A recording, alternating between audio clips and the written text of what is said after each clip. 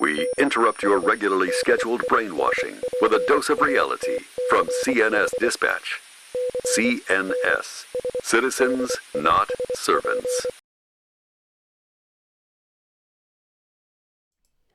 Good morning, good evening, good afternoon, whatever happens to be while you're watching. So CNS Dispatch back at you with another one. Just wanted to hit a couple quick things that I consider to be a bit ironic with regards to kind of what's going on in Ukraine. And where I see that now the left is kind of in a pickle. So as you guys, everybody's aware, all the events going on in Ukraine, we're starting to have refugees now out of Ukraine heading over to places like Poland and Romania, trying to escape the war that's going on, the invasion that's going on in Ukraine. So very hard to go through and find pictures. I found a lot of pictures from 2013, 2014, 2015, when all the revolution and stuff was going on. So I found a few pictures, but what I noticed was that a lot of the refugees were women, children, elderly. What was missing was a bunch of military-aged men. So I haven't confirmed this, but I saw it in passing, but I need to go research a little bit more. But it seems that in Ukraine, there's basically a law that, you're military-aged men, you're staying and you're fighting. Not to say that there's been plenty of women that have taken up arms and plan to stay and fight. So we have a war-torn country, actual war, actual bombings, actual invasion taking place. And the refugees that are leaving Ukraine to avoid the war are mainly women, children, and middle-aged or elderly people. The military-age males are being required to stay behind. So not too long ago, we had a bunch of caravans hitting our southern border, and they were labeled as refugees. They were called refugees by the left, and they're seeking asylum because they're being persecuted in their home countries. So I just happened to notice something a little, to show you. Military-age male, military-age male, military-age male, military-age male, military-age male, and so on and so on and so on and so on and so on and so on. So I bring this to your attention because the left has called these people that are trying to come in through our southern border refugees, and they need asylum. Well, they're coming from countries where there is no war. There are no bombings going on. There is no actual invasion by a foreign power going in with kill lists to kill politicians and whomever, or just to wipe out areas, as it apparently is allegedly happening in Ukraine with Russia. They're coming from places like Guatemala. High crime, high corruption in their governments and their governors and the politicians there. Granted, there's a lot of cartel crime. Okay. But the difference is the military-aged males in Ukraine are not only required to stay, but are staying to help fight and defend their homeland. Whereas what we see coming from the southern border are not just women and children and the elderly. They are there, of course. But we see a boatload of, no pun intended, military-aged males that are leaving their countries. And we're supposed to accept them with open arms because, they're being persecuted, when here we see in Ukraine, military-age males are choosing as well as being required to stay behind and fight for their country. Why aren't these military-age males coming, these refugees from these war-torn South American countries where there is no war, why are they not, okay, I can understand the mentality of sending your wife and children off to a place of safety, but take care of your own business at home. Refugees, military-age males, not staying at home to take care of their own country, whereas they are doing it in Ukraine. Sure. Which brings me to another point. Where's the cries from the left to start accepting these Ukrainian refugees by the plane loads? Where you at? Where you at, lefties? You're all about these South American refugees that are fleeing their countries because, they're being persecuted, and we should accept them by the, thousands, tens of thousands, hundreds of thousands as they come across our southern border without being vetted, without a criminal records check, without COVID check, We're just supposed to let them in and not make them go through the amnesty process if that's what they're requesting, or make them go through the process of getting a visa and coming into this country legally. We're just supposed to accept them with open arms. Where's your cries for the Ukrainian people that are actually going through a war, that are actually going through an invasion right now as we speak and have been for the last 4 days? Where are you with regards to bringing in those Ukrainian refugees? It's awfully quiet. Maybe because, I don't know, they're not brown, possibly. You want to throw race? You guys want to throw race into everything, so let's throw race into everything. Are we not accepting people coming from a country that's being actually invaded by a foreign power with bombs and weapons and missiles and planes?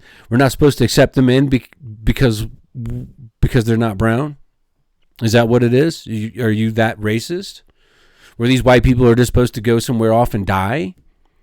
Even though they're coming from a country that's being invaded and war-torn? I don't know. I'm just throwing that out there. Or maybe because they don't fit your narrative because you don't know how they're going to vote. Where's your cries, lefties? Where's your open arms in accepting these Ukrainian refugees?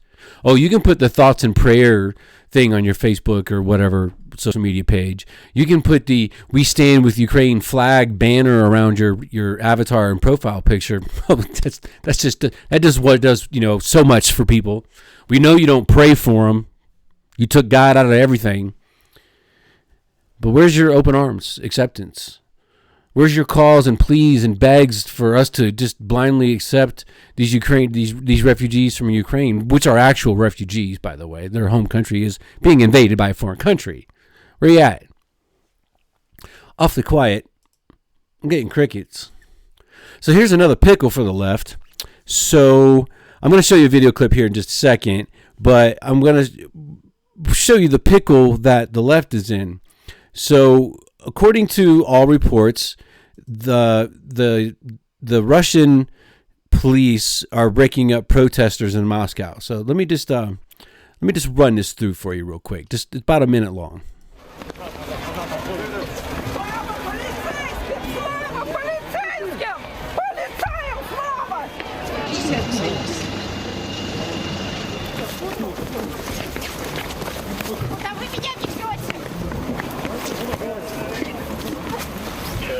These are peaceful protesters in Moscow, by the way, that are protesting against the war going on in Ukraine.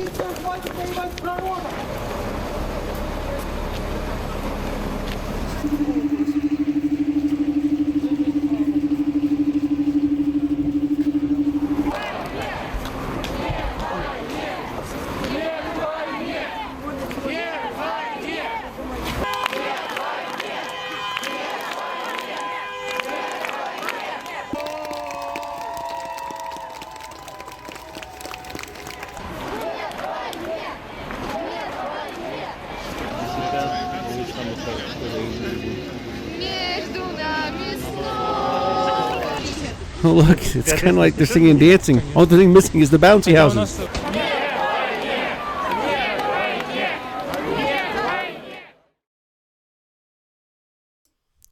So the Russian police were breaking up and arresting the peaceful protesters in Moscow.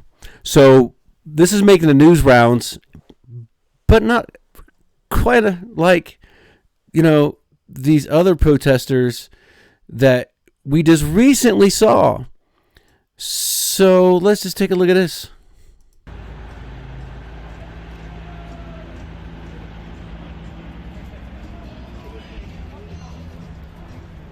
Please let the officers do their job, and we are not going to be disrespectful. Guys. Peaceful protesters, not causing any violence, not burning down buildings, no weapons being dispersed by the Canadian police.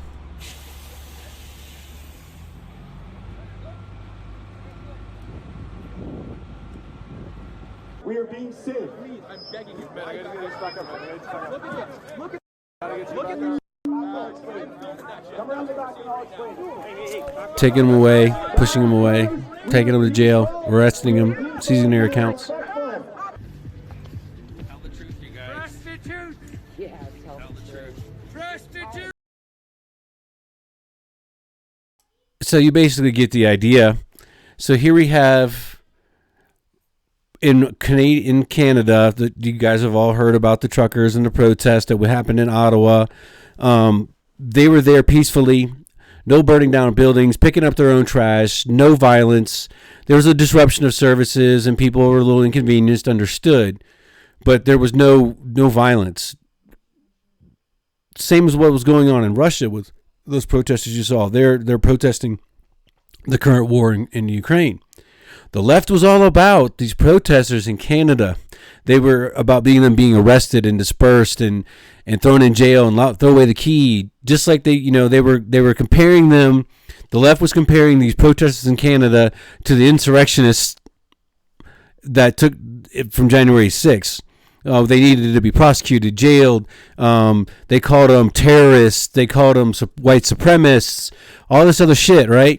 So now we have basically the same thing going on in Russia with protesters being violently arrested, pulled away from their protest, dispersed, whatever.